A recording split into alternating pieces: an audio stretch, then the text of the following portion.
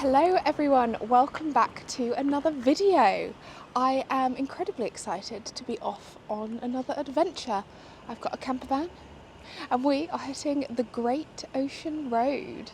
So I'm hoping there are going to be some stunning scenes, some ocean views. I've got a little bucket list that I want to check off, and hopefully at some point along the way we'll be sprinkling in a bit of adventure. I'm gonna cry.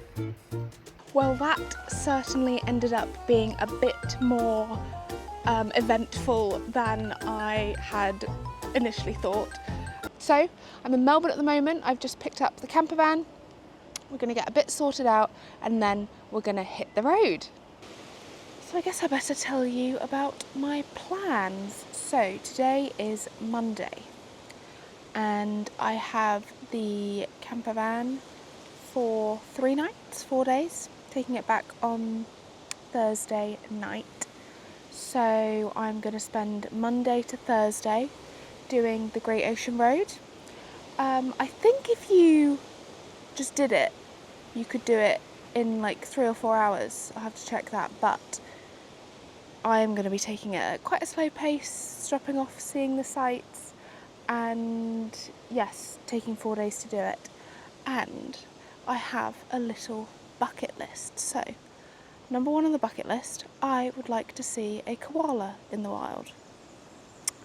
Second on the bucket list, I would like to see a sunrise. I'm in the east, kind of, I guess, on the south coast, not necessarily the east coast, but there are some like eastward facing places that I'll be going, so I'd like to see the sunrise. Number 3, I would like to go for a swim at some point. It's good to sort of like write that down on a bucket list so that I actually kind of get my act together and do it. So number 3 is go for a swim. And number 4, I actually don't even want to say it out loud in case I jinx it. So we're going to leave number 4 as mystery bucket list item and see if it actually happens. So I'm in the Breamlea Caravan Park at the moment. So I don't think I'm quite on the Great Ocean Road yet. At the Breamlea Caravan Park, and it's very windy, but the sun is shining, so I'm going to give you a little tour of the camper van and then just chill out for the rest of the afternoon. It's 4 o'clock now, so not really that much left of the afternoon, but yeah, just really looking forward to a relaxing few days and ticking off those items on my bucket list. I'm going to start with a big disclaimer here. This is the most budget of the budget option that you can get when it comes to camper vans. It's from Wicked Campers, and it was like, I think just less than $100 a night, and they give you like a 5% off discount if you mention them on a social media channel. It doesn't have to be YouTube, it can just be like Facebook or whatever. So it came out to just less than $100 a night for the base, and then plus some insurances and stuff like that. So for the 4 days it came out to about $600, which is like, I'd say like almost half the price of kind of the next option, slightly more luxury option, I would say. So with that in mind, I will now show you around the camper van. So the outside is fairly standard. I haven't quite figured out what this is. It's not like a pop top and you can't like stand up inside. It's got like some sort of like frame in it or something. So I have absolutely no idea what that is. But we've got the one sliding door. The kind of paintwork is, I think they just like, to like keep costs down, they just kind of like go for a bit of a funky, they just like spray paint over any damage, so it's kind of got this like quirky look to it. Just takes fuel there. It's got the boot. I don't really know what's going on with these curtains. Like, I think I've only got half of them. Like, there isn't one at the front and there's not one there. So I think I've only got like half the curtains that I'm supposed to, so I'm not quite sure what to do about that. But the back here has like a little countertop, and then we've got a little cooler, pots and pans, and a water with a tap. And then you get this little stove here. I actually did bring my own stove, but there's a camping stove in there, and some jump leads, which I'm trying not to read too much into. So now we'll go onto the inside, and this is how it kind of came. So the 2 boxes with some storage. That's the headrest for this chair. And then it's got these 3 mats which kind of fold out into the bed. So it's not like there's like an indoor kind of seating area. It's not like I can sort of like lounge in here during the day, which is fine. It's only a short amount of time.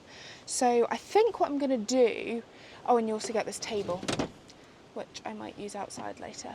So I think what I'm going to do is I'm going to make the bed and then just kind of use it all day, every day with the bed down, seeing as there's not much I can do back here with it like this. So I think I will do that all right now.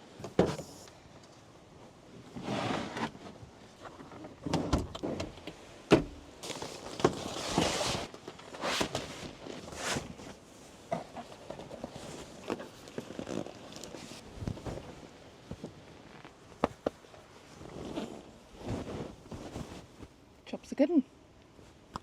Good morning. It's 6:30, which means I am ticking off the first item on my bucket list. I'm down at the beach and I'm ready for a sunrise. I slept like 5 out of 10. I think I'm like a little bit jet lagged. Obviously I'm 3 hours ahead of what I'm used to in Perth, so it took me a little while to get off to sleep. And then I've dragged myself out first thing to catch this sunrise. So yes, I'm very, happy that my campsite is right on the beach. So I've just stumbled down here. I'm going to make a coffee and watch the sunrise. What a way to start the day.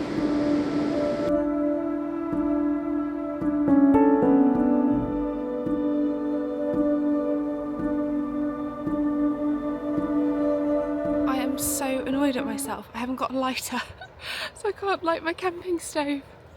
And honestly, this was probably going to be the world's most expensive coffee. I mean, I'm only here for a few mornings, and I've bought ground coffee, milk, like a full thing of milk, gas, and now I don't have a lighter to light it. So I'll try again tomorrow. So after this morning's lack of lighter incident, I have decided to treat myself to a bought coffee. So I've come down just west of Torquay to Bird Rock, and I'm now at the Bird Rock Lookout, and just gonna sip and enjoy my coffee, which I was robbed of at sunrise. And the plan for today, so I am starting in Torquay, and I think I've got about a 3-hour drive to do. So I'm gonna go along the Great Ocean Road down to Cape Otway and back up again to rejoin the main road, and then we are going to end up in Johanna. We'll go Johanna at the Johanna Beach campground this evening. So every time there's a little lookout sign posted or something to see, I'll be pulling over and just taking it all in. And it's quite windy but sunny, so to be honest, I think it's going to be a cracking day.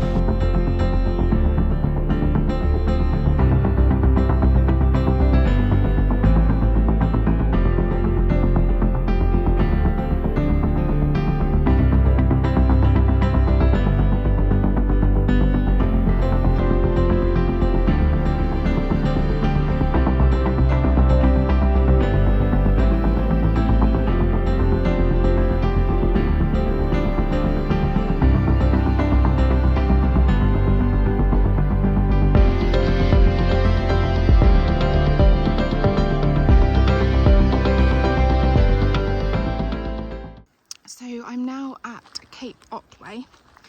I thought I was going to be able to go for a walk around the lighthouse, but you have to pay $22 to kind of get in and around it. So there is so much free stuff to do on the Great Ocean Road that I just don't think I'm going to be paying the $22. But there's a little walk to a, I don't know what, from the car park, so I'm just going to do that and then probably just go and find a lookout for lunch. Oh my gosh.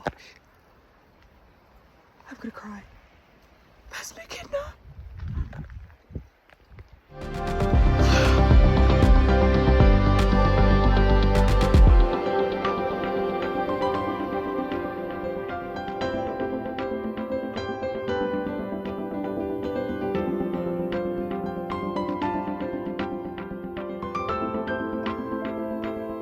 Guess I won't be rummaging around in the bush around here too much. And now I'm definitely double checking where I'm putting my feet. I don't know if this is the same one, but I've got another echidna in front of me. Must be Echidna Central, or as I say, it's the same one.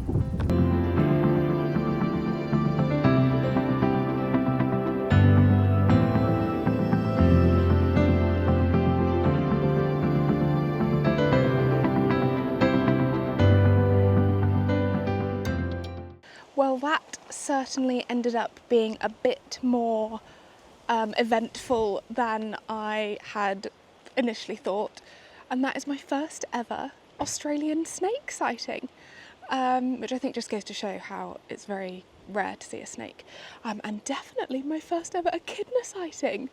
I just thought, I don't know, they are, I think, one of 2 monotreme mammals, so like a platypus, they lay eggs. I just thought they were almost like a mythical being. I know you could see them, but I didn't know that it would just happen there. I don't know, I'm just so pumped. So yes, I'm back at the car park now, absolutely buzzing, and I'm going to go and find a lunch spot. Well, Cape Otway is the gift that just keeps on giving. I know that this area is quite dense in terms of its koala population, so I keep pulling off the side of the road, and I've finally got a hit. So just in the tree up and to the right is a little koala asleep, nestled in the branches. And it's so cute. And with that, we tick off the second item on our Great Ocean Road bucket list. Thank you, Cape Otway.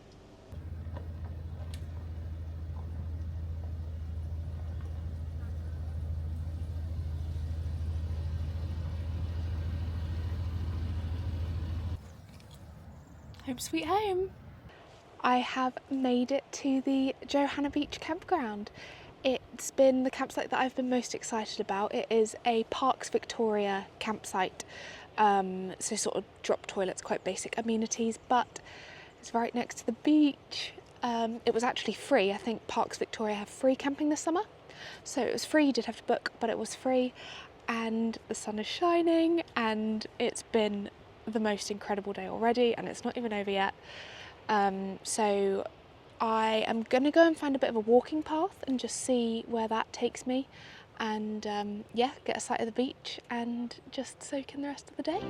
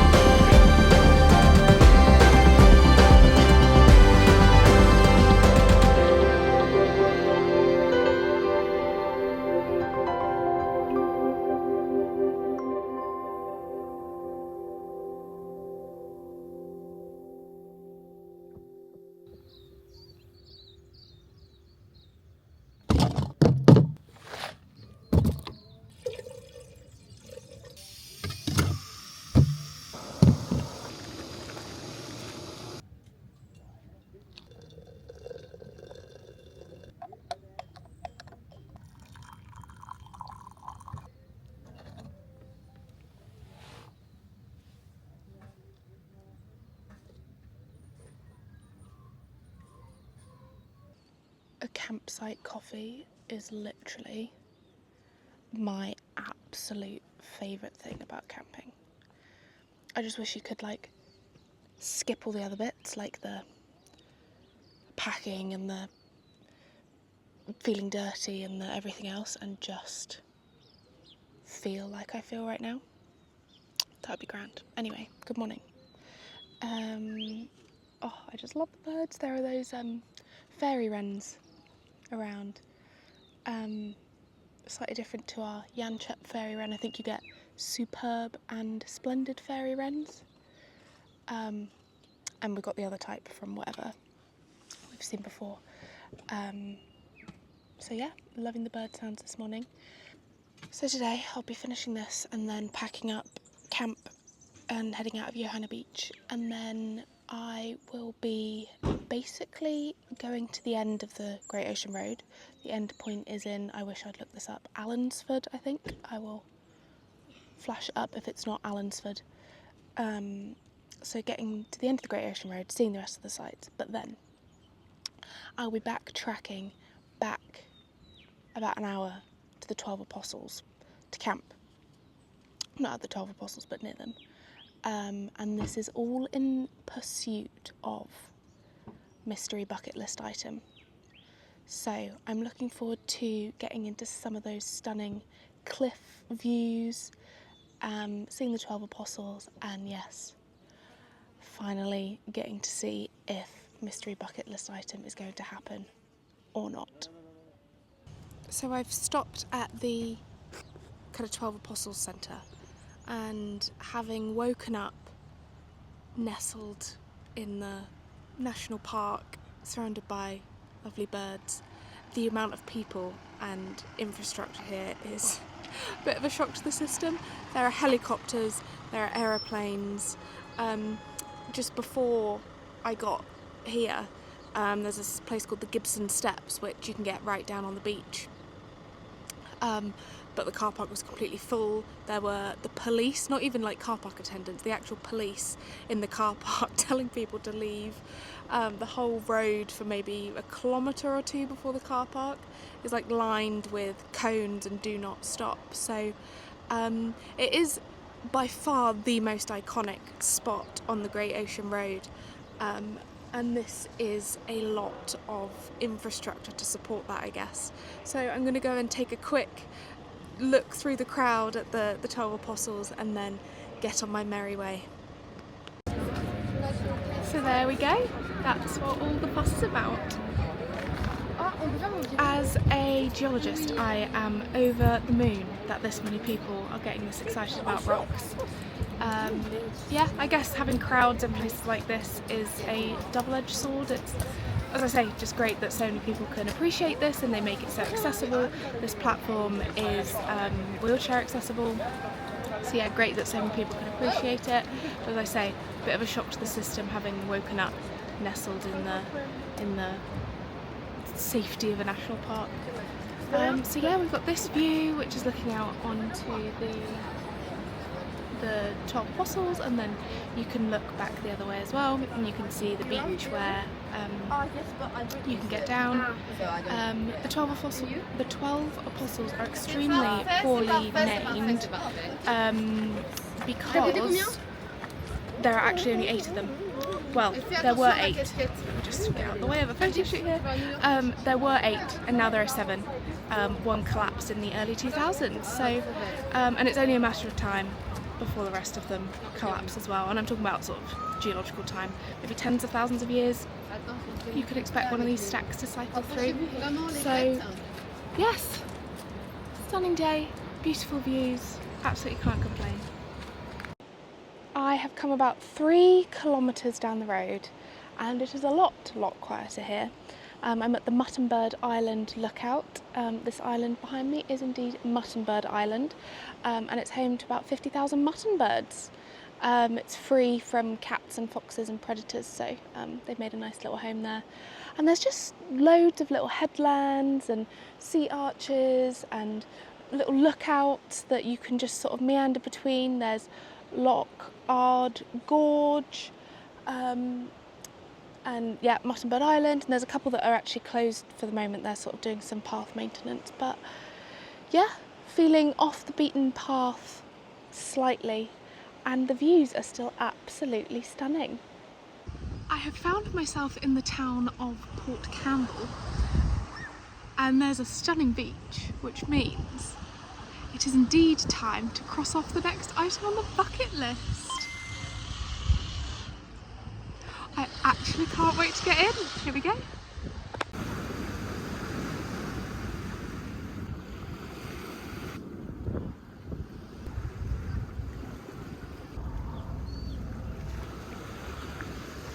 I am so glad I did that. It was certainly brisk. And if I'm being honest, it was the bucket list item that I was kind of most nervous about ticking off.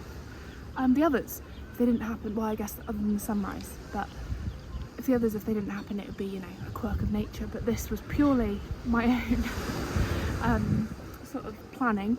And once I had seen kind of the other beaches, like Johanna Beach was just like the Swell is huge, like it's really good for surfers, but maybe not so much for swimmers. So I'm so glad that Port Campbell has delivered. I am at the Bay of Islands now, which is another stunning area full of sea stacks and sea arches and everything else you might expect from a wave-eroded coastline like this. I have stopped at a few points on the way. I've stopped at London Bridge, the Bay of Martyrs, and everywhere is just a feast for your eyes. So I do think this is the last stop on the last lookout that you would stop at on the Great Ocean Road. I'm going to continue to Allansford to say I have completed it, and then, as I said earlier, I will be back tracking to Princetown, so the closest campsite to the 12 Apostles, and seeing what this evening brings. Wink wink, nudge nudge. Right, I finally feel like the stars have aligned such that I can now announce the mystery bucket list item, which is I'm here back at the 12 Apostles to see the penguins. Now it's sunset, there are a lot of people here. I'm not sure if they're here for the penguins as well, or whether they're just here for sunset, so we'll wait and see, and hopefully we will see some penguins.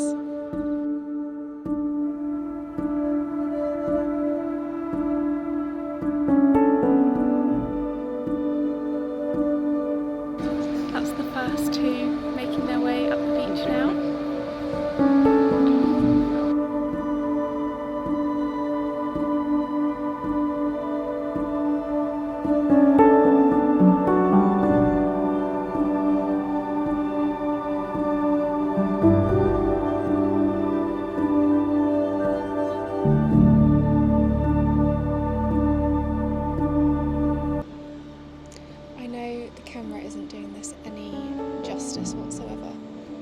But it is such a magical moment just watching the penguins coming from the ocean back to their nests, and I'm just so overwhelmed with gratitude that this is my home. And whilst I love solo travelling and everything, I'm just filled with this sense of I wish I could just bring all of my family and friends here to share this moment with me, and it really is sad to me that they're not here. Anyway, I suppose big epic moments like this lead you to such ponderings, but yeah, it is just so magical, and I'm so grateful to be here. And just like that, we check off the final item on the bucket list. I quite enjoyed that little bucket list activity. I know there was nothing too grand on there, but I guess it just gave me a bit of kind of purpose and something to sort of look towards. So thoroughly enjoyed having that, something I might have to bring back for future travels. So I just wanted to summarise my experience with the camper van. I love travelling in a camper van. We had a camper van in Scotland. Her name was Delilah. I miss her so very much, especially on this trip. Every time I've thought of her, I've teared up a little bit. Not to be dramatic or anything. So I love camper van travel. You just get to take life at a bit of a slower pace. I woke up this morning and looked out the window and there are some kangaroos beside the camp and stuff like that you just don't get to experience if you are not camping.